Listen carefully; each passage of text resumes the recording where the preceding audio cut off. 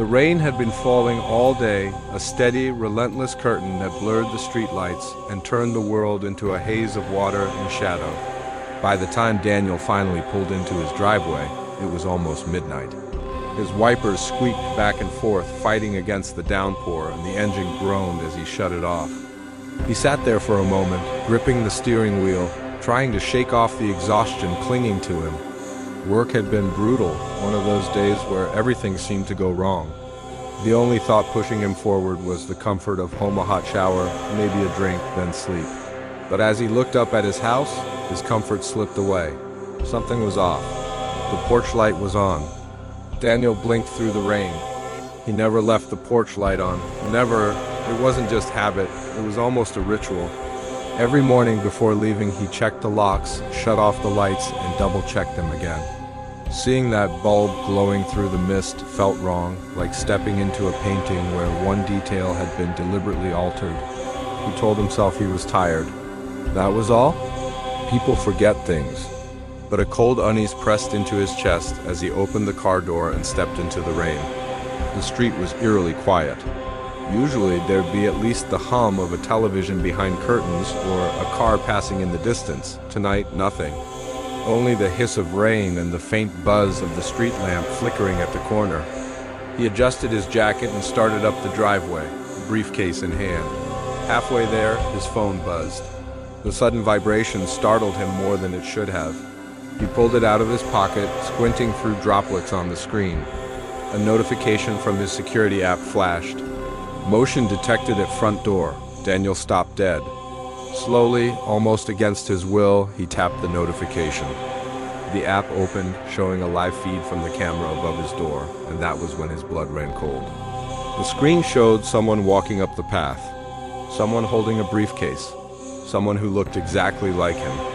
It wasn't just a resemblance. It was him.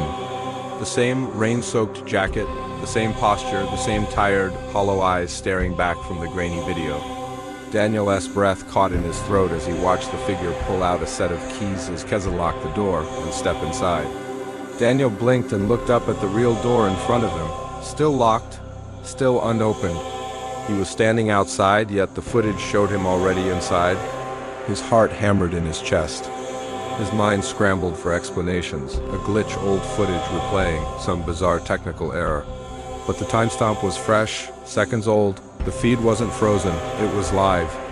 Rain dripped down his forehead, mingling with cold sweat. For a long moment, he just stood there, staring at the glow of his phone. The app showed his double closing the door behind him, disappearing into the house. Daniel should have turned and left. Any sane person would have, but some stubborn forced curiosity, disbelief, pride pushed him forward. He climbed the steps, each one heavier than the last, and slid his real key into the lock. The door opened with a creak. The air inside felt different, heavy, stale, almost as if the house hadn't been lived in for years. Shadows stretched too far, corners looked too deep. Daniel hesitated in the entryway, straining to hear anything, but the only sound was the rain outside. He flicked on the light. The warm glow spilled across the living room. Everything looked normal at first glance. Shoes neatly lined by the door, the rug in place. The faint smell of coffee lingering from that morning. But then his gaze shifted to the couch and his breath caught. A briefcase sat there, identical to the one in his hand. Daniel's grip tightened on his own briefcase as he slowly approached the couch. The other case was damp, as if it had just come in from the rain. His pulse roared in his ears. With trembling fingers, he unlatched it. Inside, he found the exact same items he carried, the same stack of documents, the same crumpled receipts, even the same half-eaten sandwich from lunch. His stomach churned. He dropped the case and staggered back, colliding with the coffee table. His phone buzzed in his pocket, startling him. He fumbled it out with clammy hands. Another notification. Motion detected. He opened the feed. His double was standing in the hallway behind him. Daniel spun around, nearly dropping the phone. The hallway was empty, silent. He whipped his head back to the screen. The double was still there, smiling faintly. The room tilted around him. His rational mind screamed for logic, but there was none. His double stood on the screen, but nowhere in sight. Heart racing, Daniel bolted for the door. He yanked the handle locked. He twisted, shoved, slammed his shoulder against it. Nothing. The door wouldn't budge, as if fused to the frame. Behind him, a soft creak echoed from the hallway. Daniel froze. His chest tightened. Slowly, he turned his head. The hall stretched into shadow, empty. His phone buzzed again. He didn't want to look, but his hand moved on its own. He opened the feed. The double now sat calmly at the dining table, hands folded, staring into the camera. Its eyes glistened unnaturally in the low light. Then slowly it raised one hand and waved. Daniel's knees buckled. He clutched the wall for balance, his breaths ragged and shallow. He dared a glance at the dining table, empty, but on the screen, the figure's smile widened. Suddenly, the overhead lights flickered, twice, then steadied. Daniel whipped the phone back up. The table was empty. The double had vanished. His phone buzzed again. Motion detected in living room. With dread sinking like lead in his stomach, he opened the feed. The double was on the couch, flipping through the papers in his briefcase. Slowly, deliberately, it looked up.